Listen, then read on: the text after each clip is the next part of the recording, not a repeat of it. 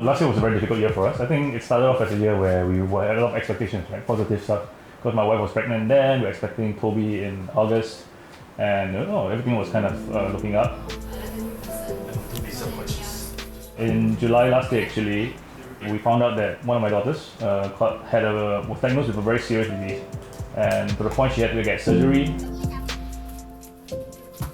She went into ICU straight away, so that was really sudden and really shocking for all of us. It was in the middle of COVID, so we couldn't, like how when something happens we can call home, and in normal times maybe someone can come immediately and help out, but no one could come.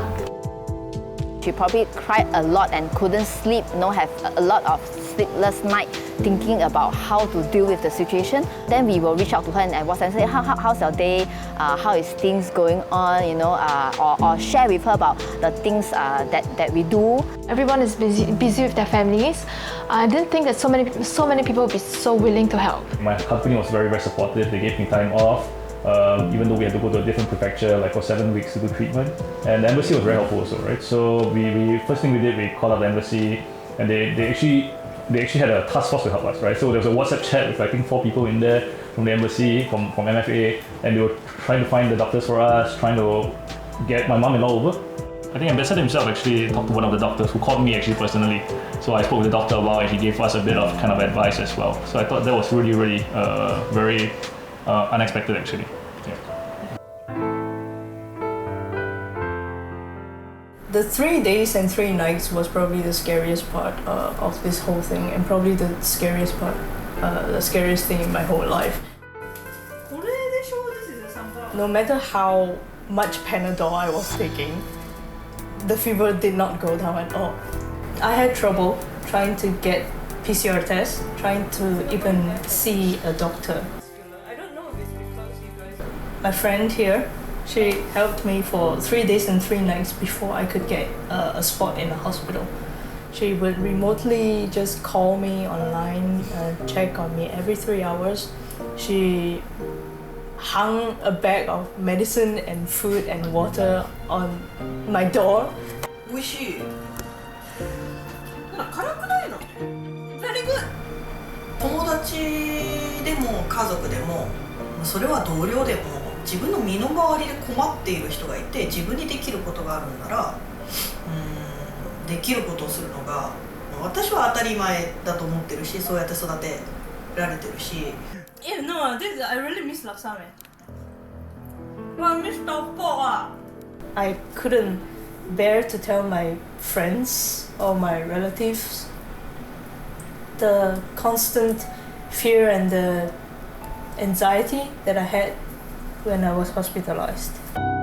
They made sure that I signed a lot of consent forms, and one of them was a DNR consent form. It was a do not resuscitate form. I haven't seen my parents for 2 years. I cannot leave this world by not seeing them or talking to them before I go or something. That was really the thing that kept me going. Because I really want to see them. I sent her some videos about breathing and stuff like that, since she cannot take in air, right? So breathing is actually very important. She is very resilient, I would say, because I don't think I'll be as strong as her, especially if you're overseas. Mentally, you will be broken. I think she has done well. This is Singaporean food.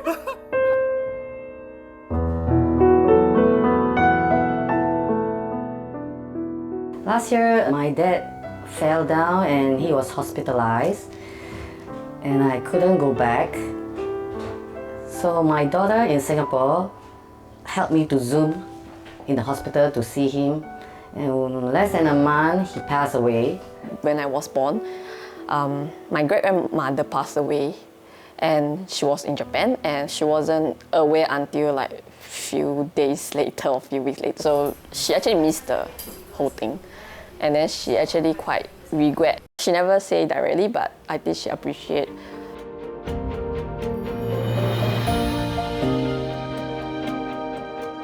I will feel that most of the Singaporeans I know, yes, we all have this spirit to help anyone in need. As in any time, even for my cousin, if I need, I can always ask her for help for anything.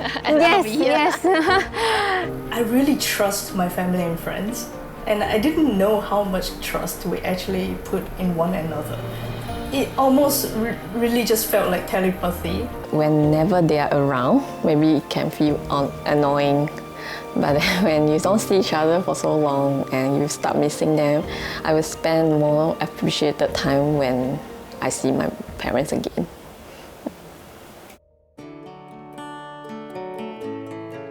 Because of Corona, my boss had to close, had to stop the business. So we decided to open a cafe in Tokyo.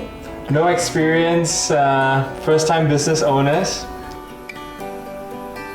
My first question to her was, who's going to be the cook? But she was quite persistent. The thought of perhaps bringing local cuisines to the Japanese community sounds like a very novel idea. Not even thinking that Melissa cannot cook. It never dawned on me that had been a primary need. My mom, send me recipes on WhatsApp and stuff like that. We had to trial and error and recreate it here. So far we got really good feedback. It's a taste of home. They're like, Corona, COVID, cannot go back to Singapore. 1 year, 2 years already. Then like, finally can have cai tao kueh and curry puff. So it's very heartwarming. It's nice to see Singaporeans come over, hear Singlish. I think both of them have a lot of heart. Okay?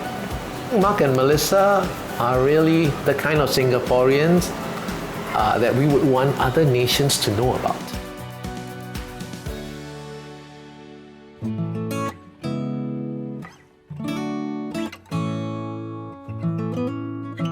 All of you, take good care of yourself. We just want to let you know that you guys are very loved. I already told you last week, but yeah, I'm having my baby, second one. Yeah, I hope you can come back to Singapore and see my baby together with my father. Yeah, daddy. Yeah, can. Thank you. Post more of your nice food pictures. We won't be jealous because we also got good food here in Singapore. So yeah, enjoy your life, continue to chase your dreams, and see you either in Japan or you come back Singapore. See you soon. And that we are totally behind you all the way. We are all very proud of the both of you. Keep going, okay? Cheer you. You all say it. Alright, loud. Yeah.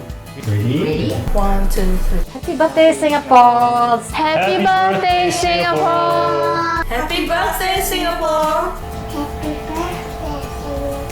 Happy birthday, Singapore! Yeah, that was awesome. That was perfect.